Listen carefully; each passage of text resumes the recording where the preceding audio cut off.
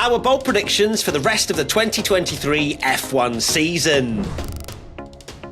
Right, bold prediction time. Gonna begin with mine. My bold prediction, and I'm saying this with my chest, because I don't think it's that bold, as much as it is very bold if you look at the running trend of what the Formula One seasons look like. Red Bull will not win at least 3 of the last 10 races. Look, what I'm going to say, right, is they're can't win every Well, that, but also they're closing the gap, because that's what Sky constantly tell us. And I have to believe they're brainwashing here, as much as I don't think they are closing the gap. However, we're into the second half of the year, and I feel as though Red Bull, they've switched off 2023 development now. The machines are off. They've turned off. They're all about 24.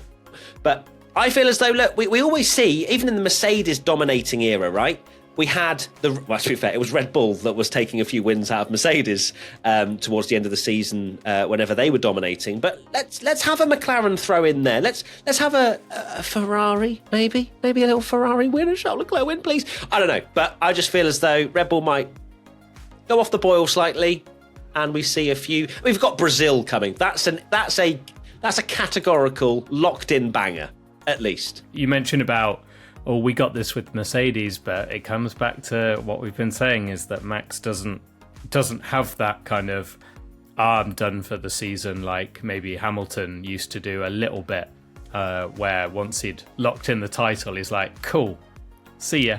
Peace. Yeah, Bottas, go on, you can have a few wins if you want. Why not? But Whereas Max is doesn't a seem... savage. Yeah, Max is like, do I give Perez this 5th place? No, absolutely not. So, it's bold. It's very bold indeed. Next bold prediction. Leclerc wins the Dutch GP to stop Max from breaking Vettel's record. No, the Dutch Grand Prix exists because of Max Verstappen. There is no way Max is turning up and not delivering on the absolute highest level, in my opinion. So I can categorically say that this is a 0%, especially that Leclerc wins. Like, that is very rogue. But I like it. I like the hopium, whatever it is, Toby. It's interesting that if Max wins, we're trying to find any story that makes it a little bit different when Max wins again. But it is interesting that, he could match Vettel's record at his home race. 9 in a row. Yeah, would be another one locked in. But Leclerc winning, we've had a few, and we'll go into this, of like, who's going to stop Red Bull? Zandvoort is going to be one of those tracks. Yeah, Max is very, very good at. It's his home race, but he's also unbelievably quick there. He's won both races there, and you'd think, how's anyone going to stop him there again? But you never know. Right, next bold prediction. Fergie's right ref comes in with Lewis will win one race. Weirdly, we've not done this as we do with the whole Red Bull can't win every race, but surely Hamilton is winning another race before he retires. I can't believe it's been, was it Saudi last year? Saudi 2021. If you'd have said that during that race, that we'd get to this point and Hamilton would have not won another Grand Prix, you'd have been like, no, what are you smoking? What is this? And he hasn't. Surely we're seeing another win for Lewis, and I could see it happening, him being the one to end the Red Bull dominance. I've just got it in my head that Hamilton's going to win Brazil. I don't know. I just see it being this massive thing. Of course, Hamilton and Brazil, there's an amazing connection there. Can you imagine the scenes if he does genuinely win Brazil? And that is a race where it's a short track, qualifying is very close, and we see so much unpredictability around there as well that Brazil is definitely one of those where I don't think Red Bull will turn up and go, yeah, this is 100% going to be locked in for us. It does feel in a weird way that you've got just as much chance of someone absolutely insanely random winning as Hamilton, Leclerc, Russell or whatever, because you're waiting for that crazy race. It's a little bit like, the Mercedes dominance, and then when Gasly won that race for ALPHATAURI, because it's like you need something so crazy to get them off winning. that it almost feels like that. So, Yuki Tsunoda win, let's go. Interesting. I'm going to say there's going to be a win for Lando Norris, a win for Charles Leclerc, and a win for Lewis Hamilton. Please, that middle one needs to happen. Tommy, let's go to your bold prediction. My bold prediction for the rest of the season is actually one for the end of the season. And I think that ALPHATAURI will not finish last in the Constructors' title. My logic behind this is that with the help of Daniel Ricciardo being a bit more of maybe a solid driver and then pushing Yuki forward as well, they'll bag points here and there. And I was looking at the Constructors' title, and I actually think that maybe it's not even Alfa Romeo, maybe Haas finished last because they're just fallen off a cliff. So they'd need quite a few points to do it, but I can see maybe a bit of a crazy race and Daniel Ricciardo or Yuki score a big points haul and the other teams don't get a lot. So yeah, that's my bold prediction, that ALPHATAURI don't finish last. God, they have a horrendous car, don't they? They sure do.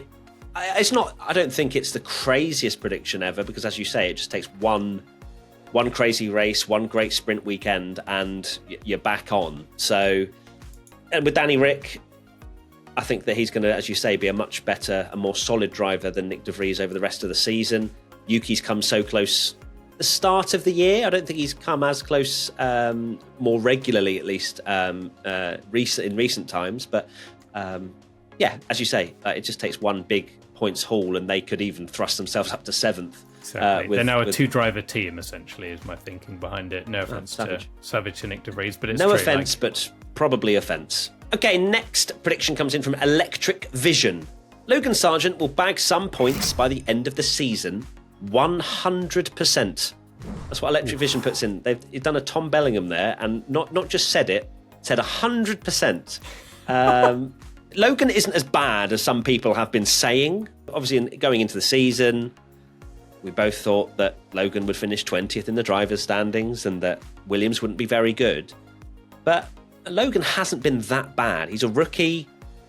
He's not been gargantuanly behind Albon in the races. Yeah, he might have finished a few places behind him, but the midfield is very close. It's not like a Verstappen to Perez 40-second gap that you sometimes see. So I don't think he will, but I'm not saying he couldn't. I do think he'll score a point. I'm going to say Monza, at Williams' rocket ship at Monza. You'd think... Yeah, if it doesn't happen in Monza, then I'm saying he's not scoring a point this year. Right, let's go to the next prediction. Tom_Georges. Danny Rick to get a podium. This is without a doubt a big fat no for me. Love Danny Rick, think he's great, but that is a stretch too far in this current season where you've got Red Bull, you've got Mercedes, you've got Ferrari, you've got Aston Martin, you've got McLaren, all that are kind of in their own league right now compared to the likes of ALPHATAURI. One of those are going to slot into the top 3 unless you get the most insane red flag towards the end of a race and it jostles up everything. It's just not going to happen. No, this is incredibly bold. Like you say, Sainz hasn't got a podium, Stroll hasn't got a podium, Piastri hasn't got a podium, and they're in good cars. Sometimes, the second best car on the grid, and they've not got a podium yet. And Daniel Ricciardo's arguably driving the worst. So, yeah, very bold. This just relies on, an absolute banger. We now go to Hasta La Vista 8. There will be one race where Lewis and Max collide. I still think there is something there. They haven't collided the last couple of times they've been near each other on track, which I'm very proud of both of them for not doing that.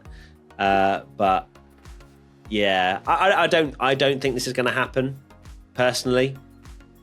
No, they might have a little. I don't think it would be like a big collision if they do. It'd be like a wheel banging front end plate maybe off or something, and it's like, ooh. I don't know at what point it'll all sort of calm down, if ever. But yeah, as I say, they haven't done it in the last couple of times. So, I'm very proud of them. I don't think it's going to happen, mainly because I don't think Mercedes are... I don't know, it's difficult. Because then maybe the Lewis and Max collision will happen in Brazil. And Lewis will go on to win. and X will go into meltdown. We now go to the final bold prediction, which is Andrew_Tyrrell8. Norris will finish P3 in the drivers' standings. This is up there with Daniel Ricciardo getting a podium, in my opinion. Lando is currently 8th with 69 points, and 3rd is Fernando Alonso with 149. So he is 80 points behind Alonso. And with as we keep saying, with this form of whoever's fastest, second fastest on the grid constantly changing, Lando and McLaren would have to be second fastest for the rest of the season for this to even remotely be a possibility, in my opinion. The problem is that McLaren spent much of that half of the season really bad. So like Lando is finishing races in 16th or retiring, whereas we're talking about Aston Martin falling off, but we're talking about Aston Martin falling off and Alonso still somehow finishing races in 5th, 6th, 7th. One thing I am confident at, you can clip this, is that Lewis Hamilton will finish 3rd in the drivers' standings. Yeah, I'm like that's 100% confident that that's going to be the case. No, you can clip that as well. It's not, but it's not bold. It's not bold. He's and this is another reason why I don't think Norris will catch them, is Hamilton is far too consistent. Mercedes are too consistent of a team where they don't drop points. Yeah, I agree with that completely. Not the prediction, sorry, Andrew, but the fact that Hamilton will finish P3. But that's not bold by any stretch. Right, that is it. Thank you so much, everybody, for tuning in to this bold predictions for the rest of the 2023 F1 season. If you're watching on YouTube, please let us know your bold prediction in the comments, and then we can look back on it maybe at the end of the year and see if anyone does like a miraculous, ridiculous, like very specific prediction that comes true. We can maybe look back at some of the top comments for that. That'd be amazing. Tommy, what is your final thought? My final thoughts are, as time of recording, it's just gone 6 months pretty much since we started. It's been the most unbelievable 6 months of my life, and I'm sure the same for you, Matt. It's just unbelievable. So yeah, crazy, and thank you all for carrying on listening to our washed opinions. Yep, I completely echo what Tommy said. It's crazy to think that 6 months has gone by. I want to thank everyone for tuning in, for listening, for being a part of this journey. It's utterly unbelievable. And hopefully we never wake up, because this all feels like a dream. If we'd have done a podcast at the start of the year, say our bold predictions for P1, and we'd have said, go to Monaco on the Red Bull boat and, film with drivers and stuff, I'd have been screenshotting it on Twitter and saying that we're washed on what we're talking about. And on that note, we will see you very soon for another piece of content. Adios. Goodbye. Bye. That was a very loud bye. Bye. Bye.